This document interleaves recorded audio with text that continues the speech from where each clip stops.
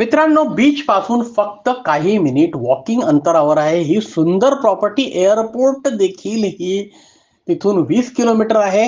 तुम्हाला जर tourist accommodation hotel सारखं काही करायचं असेल तर ही प्रॉपर्टी एकदम बेस्ट आहे. तुम्हाला मालवण मधला टुरिस्ट फ्लो सगळ्यांनाच माहित आहे.